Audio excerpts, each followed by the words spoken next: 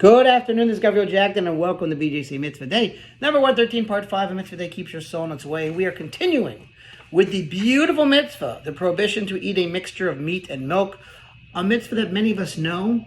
We already said that there's really two other mitzvahs, and that's not to cook it, not to eat it, as well as not to benefit from it. And this is in the book of Shemos, Parshas Kisisa, and here we go. We're talking about, again, how they made a decree, even non-domestic animals with milk, so that we don't get confused with the domestic, which is the biblical provision. This stringency is taken yet further. Here come the glasses. And due to this concern, that is, since it is a likely matter for one type of meat to be confused with another type of meat, they were additionally stringent with regard to the safeguard prohibiting eating meat of non-domestic animals or fowl with milk, in the very same manner as they were stringent with regard to the meat of domestic animal that is included in the biblical prohibition with regard to certain matters. That is, although the actual mixture is only rabbinically prohibited, nevertheless, certain safeguards that the sages applied to a meat of domestic animals, which is biblically subject to the prohibition, were also applied to meat of non-domestic animals or fowl, which is rabbinically prohibited to be mixed with milk, as follows.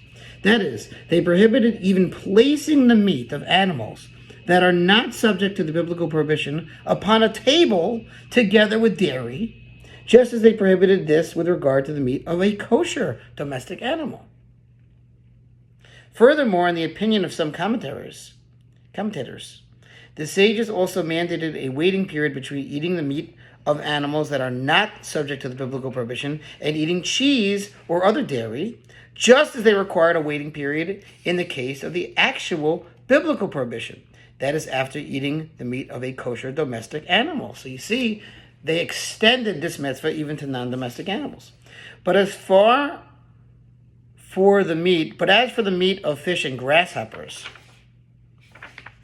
the sages did not create any safeguard at all prohibiting them, for their flesh is not at all similar to the flesh of an animal, and people would not come to error because of it. Therefore, one may eat kosher fish or grasshoppers cooked in milk. Okay, let's do a little more and then we'll stop. The presence of any prohibited food in a mixture may cause the entire mixture to become prohibited. However, in many instances, the halacha is that if there are 60 units of permitted food per unit of prohibited matter, the prohibited item does not impart flavor to the mixture and does not affect the prohibition upon the permitted food. Similarly, if dairy falls into a meat soup and there are 60 units of soup that correspond to the dairy, or if meat falls into a dairy soup that contains 60 units of the size of the meat, the flavor of the dairy or meat is nullified and the mixture is permitted.